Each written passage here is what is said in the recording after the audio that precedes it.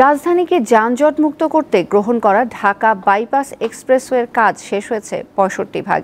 এই এক্সপ্রেসওয়ের পাশেই নারায়ণগঞ্জের রূপগঞ্জে গড়ে উঠেছে বিশ্বমানের Purbachal model refuelling and auto gas station.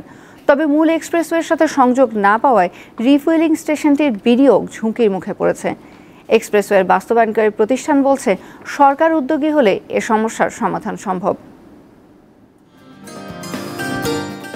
মূল ঢাকা শহরের ভেতর দিয়ে যাওয়া সড়ক ও মহাসড়কগুলো যানজটমুক্ত রাখতে ও ভারী যানবাহনগুলোর যাতায়াত নির্বিঘ্ন করতে গড়ে উঠছে ঢাকা বাইপাস এক্সপ্রেসওয়ে। গাজীপুরের কড্ডা থেকে নারায়ণগঞ্জের মদনপুর পর্যন্ত ৪৮ কিলোমিটার দীর্ঘ এই এক্সপ্রেসওয়ে ব্যবহার করে দেশের উত্তর জনপদ থেকে আসা যানবাহন সহজে চট্টগ্রাম ও সিলেট যেতে পারবে। মূল 4 লেন ও 2টি সার্ভিস লেন দিয়ে উন্নত বিশ্বের আদলে গড়ে উঠছে এই এক্সপ্রেসওয়ে। এরই মধ্যে এই এক্সপ্রেসওয়ের পাশে নারায়ণগঞ্জের কুশাবো কাঞ্চন এলাকায় নির্মাণ করা হয়েছে model refuelling station, Purbachal model refuelling and auto gas station.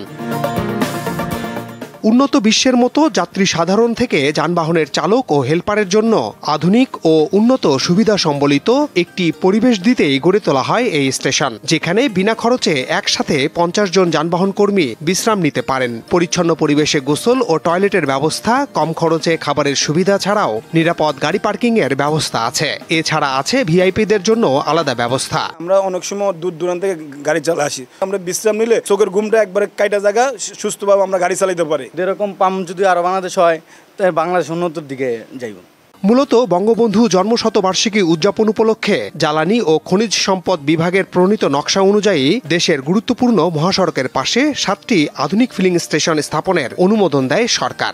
এটি তার একটি। তবে 2.30 একর জায়গা নিয়ে গড়ে ওঠা বিশাল স্টেশনটির বিনিয়োগ ঝুঁকিতে পড়েছে। এক্সপ্রেসওয়ের মূল লেনের সাথে স্টেশনের সরাসরি সংযোগ না থাকায় যানবাহনগুলো এই স্টেশন ব্যবহারের সুযোগ থেকে বঞ্চিত হবে। মূল সড়কের সাথে আমাদের পাম্পের সংযোগ সড়কটা যদি এখানে আমাদের এর জন্য সেইভাবে যদি একটু ব্যবস্থা রাখতো তাহলে হয়তো বা আমাদের বিনিয়োগটা আসলে সার্থকতা আসতো। পাবলিক প্রাইভেট পার্টনারশিপ পিপিপির ভিত্তিতে তৈরি হচ্ছে ঢাকা বাইপাস এক্সপ্রেসওয়ে। এটি বাস্তবায়নকারী প্রতিষ্ঠান জানায় সংকট সমাধানের সুযোগ আছে। আমরা তো চাবো যে আমাদের ডিজাইন অনুযায়ী, যেটা সরকারের সঙ্গে আমাদের সম্মত ডিজাইন, সে অনুযায়ী কাজ করতে। এর বাইরে কোনো কাজ করলে হয় সরকারকে আমাদেরকে টাকা দিতে হবে, কিংবা যাদের জন্য আমরা করব তাদেরকে টাকা দিতে হবে। কিন্তু এখন পর্যন্ত সরকারের পক্ষ থেকে আমাদেরকে ওইরকম কোনো নিশ্চিত আপনার পরিবর্তন আনতে হবে এরকম কোনো কিছু এখন পর্যন্ত বলা হয়নি। তিনি জানান 2025 সালের জুনের মধ্যে এক্সপ্রেসওয়ের পুরো কাজ শেষ করতে চায় কর্তৃপক্ষ। 31 মে পর্যন্ত শতকরা 64% কাজ শেষ হয়েছে। মাহমুদ শাওন, দীপ্ত সংবাদ, ঢাকা।